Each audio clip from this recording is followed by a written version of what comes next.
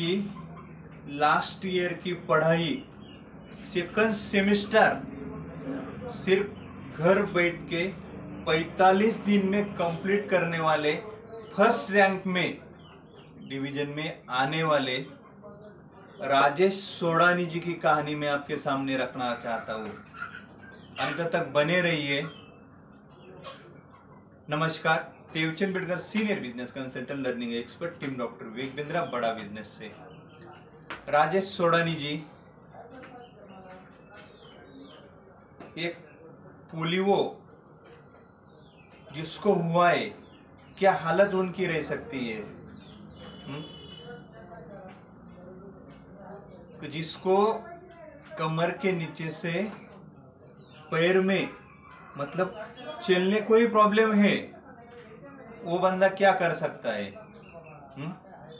बचपन के तीसरे साल में पोलियो उनको हो गया, खुद चल भी नहीं सकते थे। इतनी बुरी दिक्कत लाइफ की उनकी हो गई, जीवो या मरो। ऐसे राजेश जी, उनकी कहानी एक सिंपल सी बहुत कम समय में आपके सामने रखता हूं मैं। पढ़ाई कॉमर्स में उन्होंने की है। घर वाले स्कूल में लेके जाते थे, बैठाते थे, आते थे।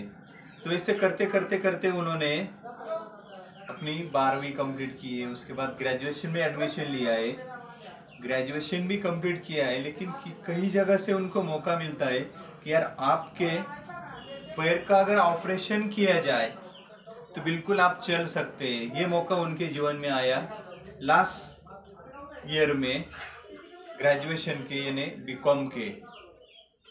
फिर उन्होंने सोचा यार ये तो मौका आ रहा है, ऑपरेशन हो रहा है, तो अगर इसका लाभ मैं उठाता हूँ तो पढ़ाई क्या हुआ। ठीक है चलो, घर वाले ठीक है चलो देखते हैं क्या होता है। ऑपरेशन किया पैर का, बिल्कुल चलने लायक बन गए वो। लेकिन चार एक महीने उनमें चले गए। 4 मंथ चले जाने के बाद उन्होंने सोचा यार एग्जाम तो नजदीक आया है, क्या करते हैं, चलो स्कूल में जाके देखते हैं। पिताजी को साथ में लिया और स्कूल में गए। बोले भाई मास्टर जी को मिले, यार आपकी तो एग्जाम अभी 1.5 महीने पे आई है और आप तो ना स्कूल आए, ना कॉलेज आए, ना कुछ किया, कैसे आपको फॉर्म भरने को मिलेगा, कैसे आप एग्जाम दे सकते हैं। तो मास्टर जी ने तो उन्होंने मतलब अपने जो ये होते हैं ना हेड मास्टर, उनके पास भी नहीं जाने दे रहे, प्रिंसिपल के पास।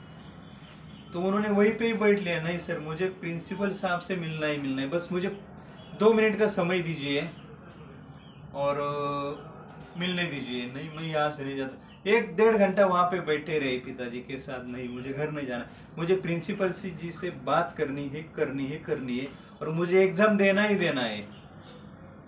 ऐसा तो राजेश जी ने ठान लिया, क्या करे। 1-1.5 घंटा चला गया, फिर प्रिंसिपल बोले अरे यार ये तो बैठा है, ये क्या किया जाए, चलो आ जाओ 2 मिनट देता हूँ आपको, बात करते हैं। प्रिंसिपल के पास गए और बोला कि सर मैं एग्जाम देना चाहता हूँ, मेरा 1 साल मतलब लास्ट ईयर का बर्बाद हो जाएगा, दिक्कत थी, ऑपरेशन मेरा हुआ है। अरे भाई कुछ पढ़ाई नहीं किया, एग्जाम दे के भी क्या करेगा, तो फेल ही होगा।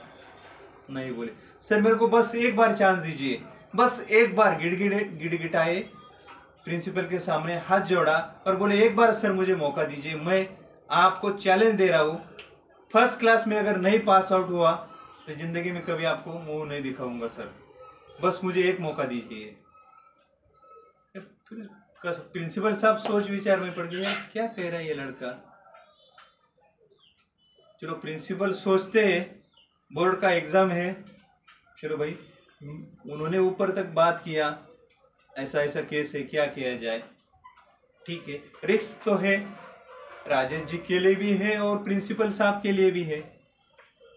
चलो उन्होंने बोला आप 10 मिनट रुको, मैं सारी प्लानिंग देखता हूँ, बातचीत करके देखता हूँ और आपका फॉर्म भरने की तजवीज़ करता हूँ। उनके लेवल पे उन्होंने सारी चीज़ें देखी, जानी, समझी, परखी और उनको बोला भाई ठीक है, मैं आपको मेरे खुद के भरोसे पे, मेरे दम पे आपको एग्ज़ाम के लिए, बोर्ड की एग्ज़ाम के लिए आपको परमिशन देता हूँ, लेकिन सोचो राजेश जी ने चैलेंज लिया, घर आए और जो पढ़ाई को शुरुआत किया भाई, 3 घंटे सोते थे 24 घंटे में, कितना 3 घंटे, खुद के लिए 1 घंटा, 20 घंटे पढ़ाई में लगे, 45 दिन तक ऐसा जम के पढ़ाई किया भाई। लास्ट ईयर बीकॉम में फर्स्ट रैंक में, सिटी में नहीं पूरे एमपी में।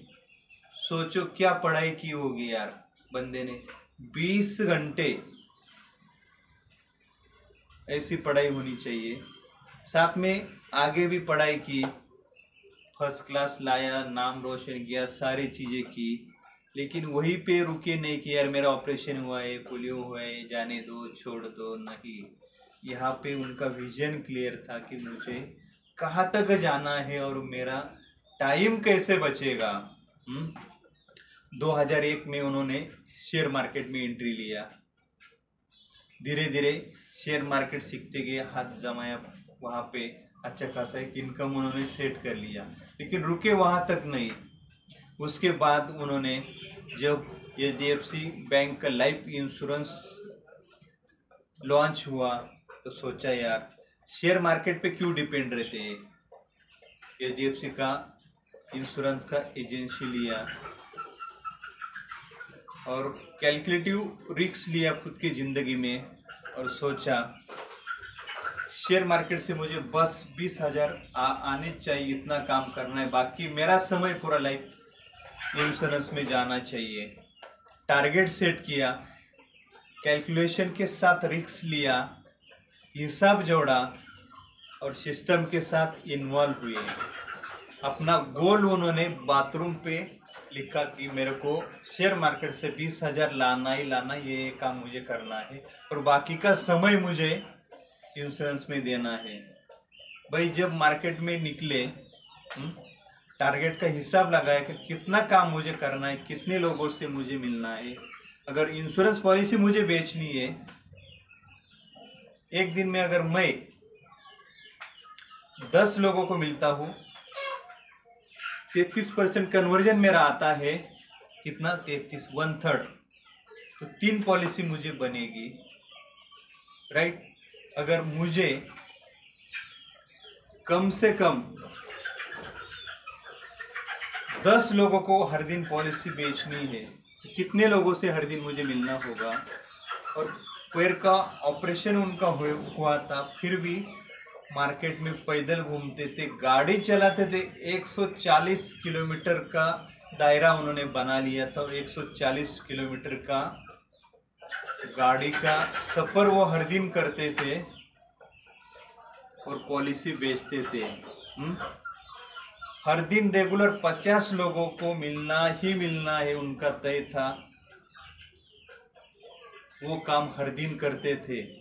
आज पॉलिसी को लेके कम से कम करोड़ों में आप जा रहे हो। कम से कम मार्केट उन्होंने बनाए कि 50 करोड़ का टर्नओवर उनका साल का बन रहा है। और साथ में एक समाज के लिए, देश के लिए एक काम वो करते, डेली 50 लोगों को वो शेयर मार्केट सिखाते, ऑनलाइन क्लास लेते वो भी बिल्कुल फ्री में। सोचो, और पूरा आगे का आने वाले समय में गोल उन्होंने बनाए कि ये साल में मुझे 100 करोड़ तक जाना ही जाना है। उसके लिए मुझे कितनी भी मेहनत करनी पड़ी, कभी बहाना नहीं बनाया कि यार मेरे को पैर ठीक नहीं है, ऑपरेशन हुआ है, मैं ठीक से चल भी नहीं पाता हूँ, ये दिक्कतें हैं। लेकिन नहीं, मन में एक बार ठाना, वो चीज मुझे करनी ही करनी, वहां तक मुझे जाना ही जाना है, बस ठान लिया, चल पड़े, निकल पड़े, अपने गोल को उन्होंने कंप्लीट कर लिया। दोस्तों, आप भी अपना गोल कंप्लीट कर सकते हैं, लेकिन यहाँ पे काम करो, दिल से सोचो, सफलता आपको जरूर मिलेगी। आप चाहे लाखों में जाओ, करोड़ों में जाओ, बिजनेस में जाओ, किसी फील्ड में जाओ, लेकिन बिल्कुल मिलेगी। कैसे लगी दोस्तों ये रियल कहानी राजेश सोडानी जी की? अगर आप भी अपने जीवन में ऐसा ही कुछ सक्सेस लाना चाहते हैं तो बिल्कुल लगे रहो, काम करते जाओ। जहाँ भी दिक्कत आए उससे आगे का सोचो, दिक्कत छोटी हो जाएगी, ख़त्म हो जाएगी, आप आगे निकल जाएंगे। आपको वीडियो कैसा लगा? बिल्कुल अच्छा लगा होगा, शेयर करो, सब्सक्राइब करो, लाइक करो और ऐसे ही हमारा उत्साह बढ़ाते रहो। वीडियो को लास्ट तक देखने के लिए आपका बहुत बहुत धन्यवाद। जय हिंद, जय इंडिया।